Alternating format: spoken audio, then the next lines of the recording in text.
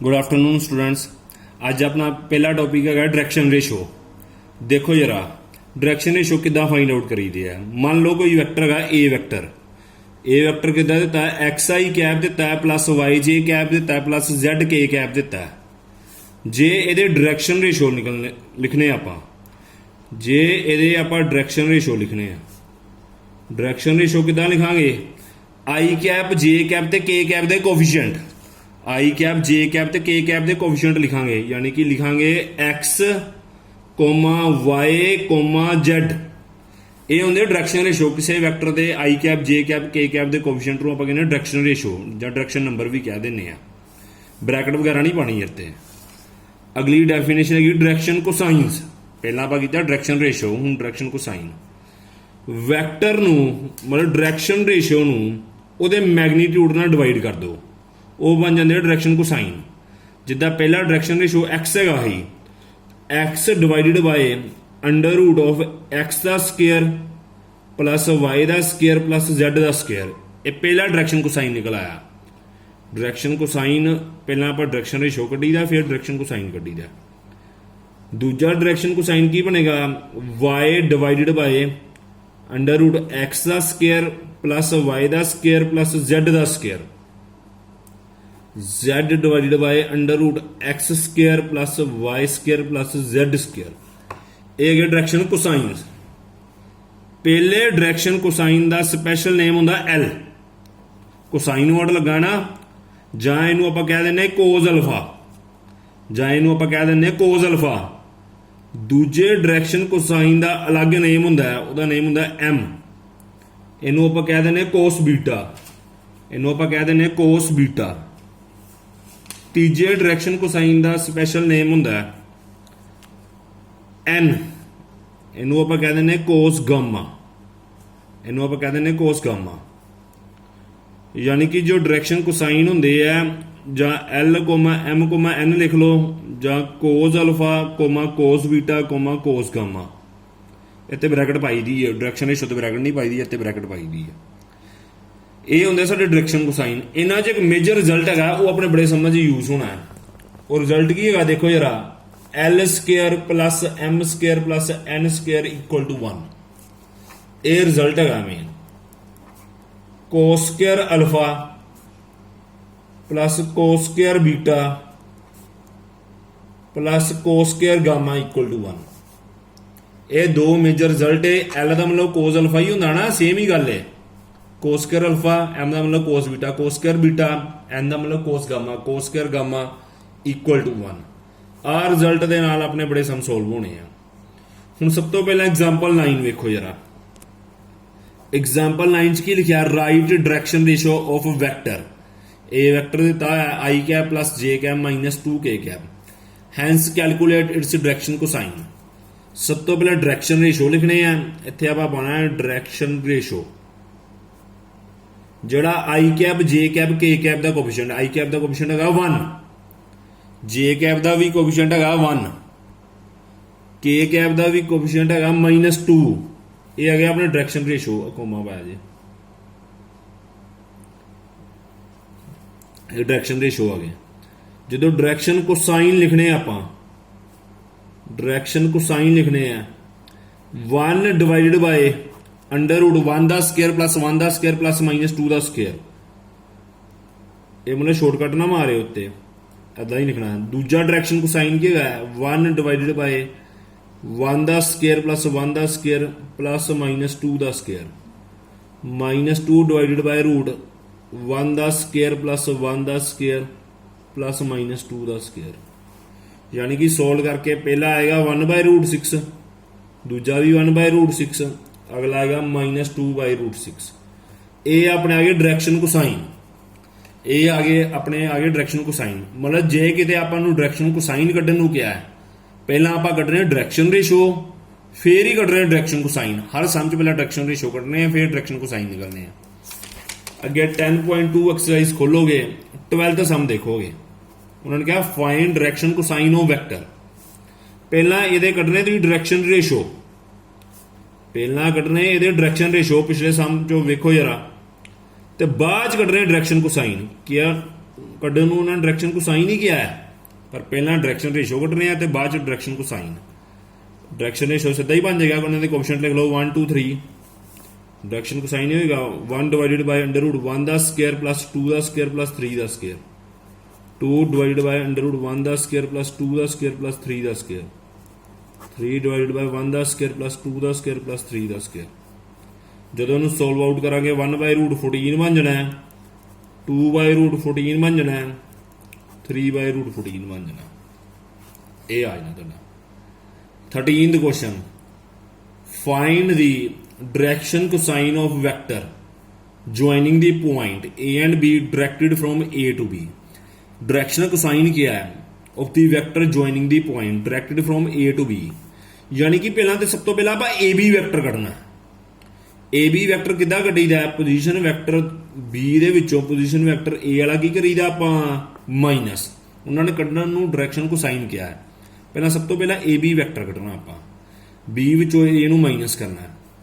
ए हुण -1 है, माइनस ए वाला करांगे 1, ब्रैकेट दे बाहर लाना आई कैप, विचकार पैना प्लस, इधरों -2 लेना है बी दा, -2 जे कैप प्लस 1 माइनस और -3 प्लस 3 आ जाएगा के कैप, यानी कि ए बी वैक्टर आ जाएगा -2 आई कैप -4 जे कैप प्लस 4 के कैप, ये ए बी वैक्टर आ जाएगा।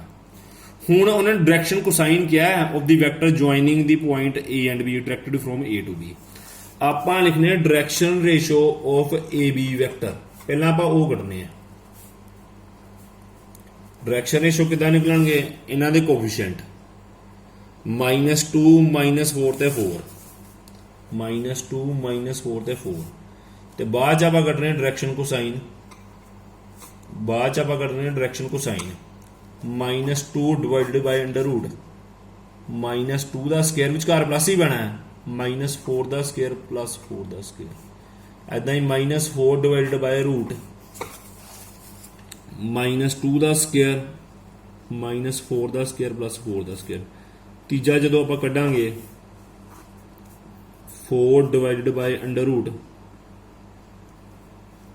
-2 दा स्क्वायर -4 दा स्क्वायर 4 दा स्क्वायर, यानी कि बनेगा -2, इधर आ जाएगा 16 32 36 आ जाएगा, 36 अंडर रूट तो 6 होंदा है, मतलब आ तो आंसर आ जाएगा। बड़ा सौखा सम है, रिपीट कर लेना सारे सम। अगे देखो जरा 14th क्वेश्चन, ये इंपोर्टेंट क्वेश्चन है, ध्यान ना देखो जरा।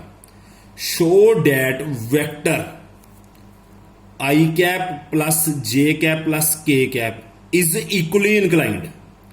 शो की करना है, equally inclined to the axis O X O Y O Z, मतलब टू प्रूव करना है वैक्टर है, वैक्टर इज इक्वली इनक्लाइंड। हुण इक्वली इनक्लाइंड का मतलब हुंदा है एंगल इक्वल, इक्वली इनक्लाइंड का मतलब हुंदा आप प्रूव करना एंगल इक्वल।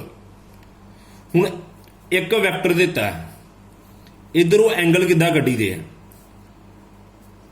ਇਹਦੇ ਪਹਿਲਾਂ ਕੱਢ ਰਹੇ डायरेक्शन रेशो तो फिर ਕੱਢ ਰਹੇ डायरेक्शन कोसाइन। ਹੁਣ उन्होंने समझ नहीं किया डायरेक्शन रेशो ਕੱਢੋ, समझ नहीं किया डायरेक्शन कोसाइन ਕੱਢੋ। देखो जरा सम सोल्व किद्दां करना है, ਇਹਦੇ ਜਦੋਂ ਆਪਾਂ डायरेक्शन रेशो ਕੱਢਾਂਗੇ, ਇਹਦੇ डायरेक्शन रेशो आने हैं, कोएफिशिएंट लिखांगे 1 1 1, ਤੇ डायरेक्शन कोसाइन ਕੱਢਾਂਗੇ ਆਪਾਂ 1 डिवाइडेड बाय ਸਾਰਿਆਂ ਦਾ ਸਕੁਅਰ ਕਰ ਲਾਂਗੇ,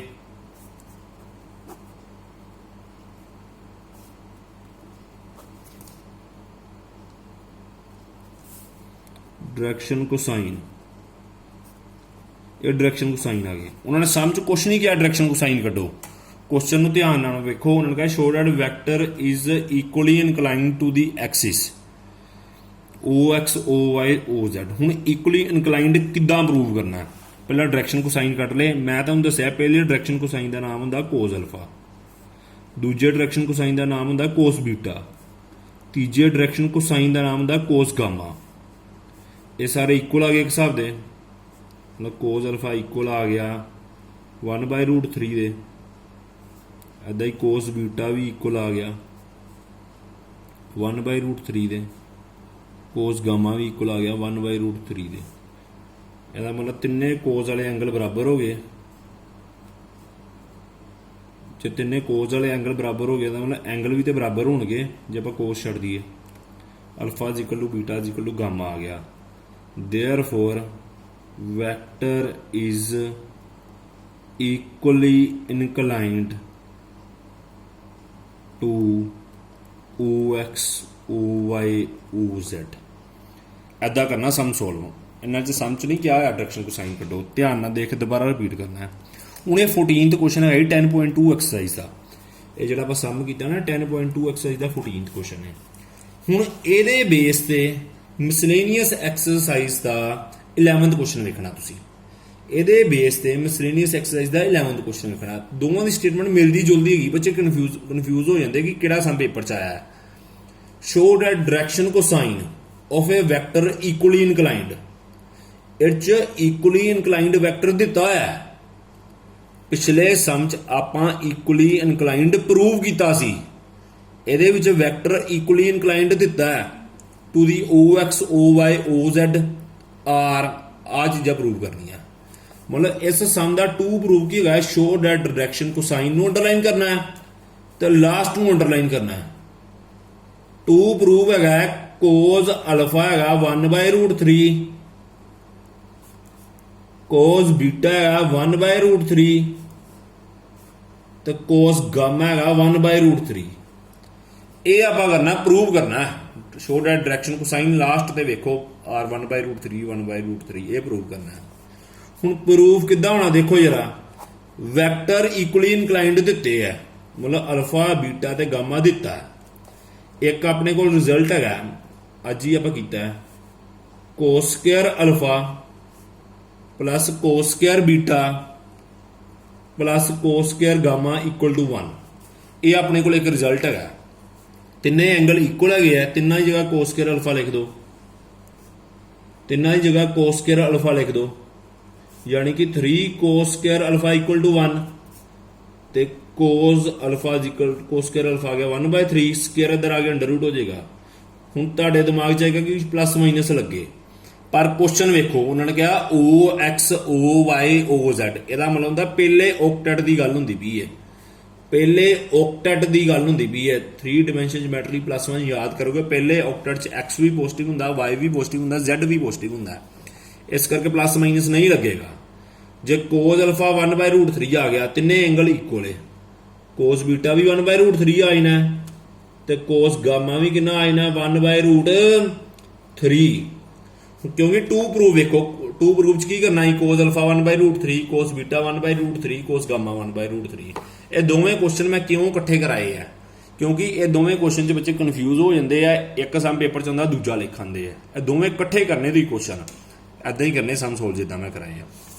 अगे देखो जरा हुण 2 इंपोर्टेंट क्वेश्चन है प्राइम एक्सरसाइज के, तुहाडी NCERT च नहीं है पर ये पेपर च आउंदे, बड़ी सारी क्वेश्चन आउंदे आ।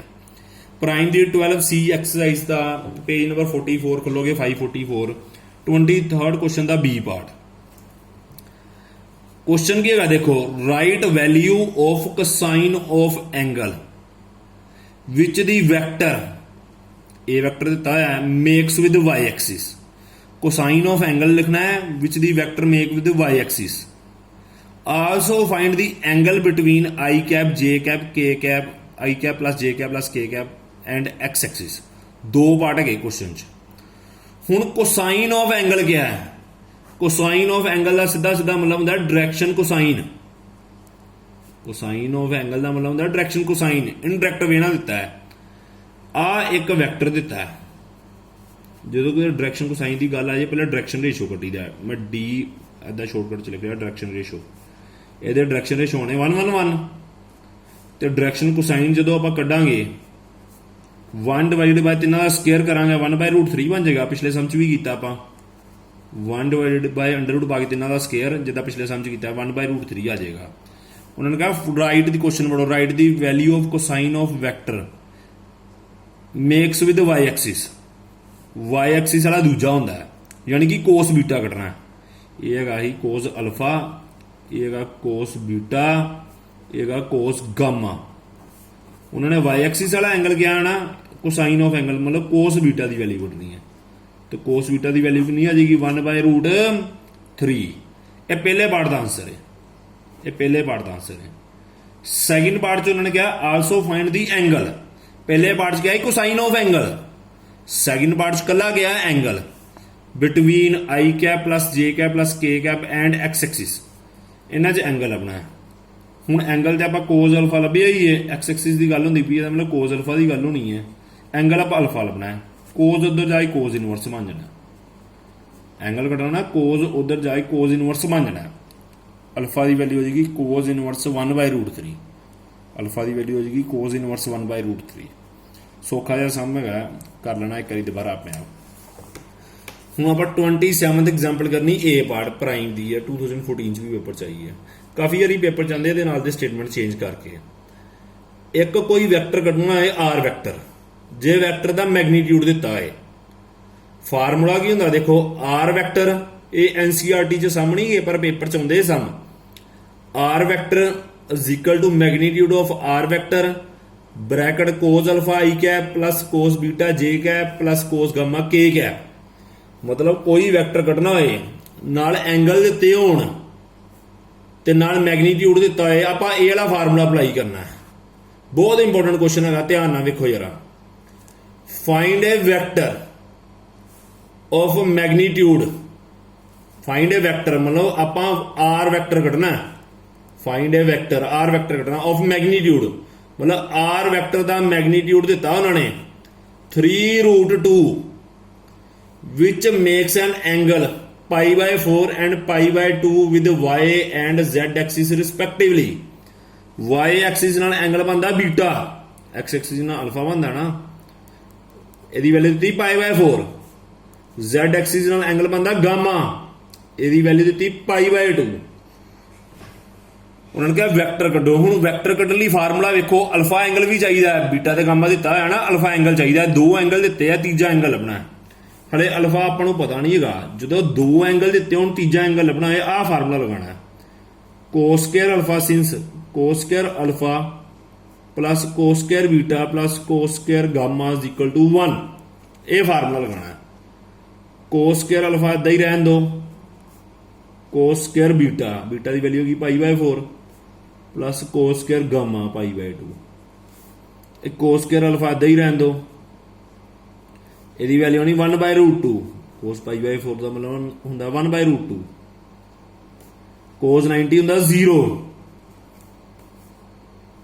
इधर आएगा कोस स्क्वायर अल्फा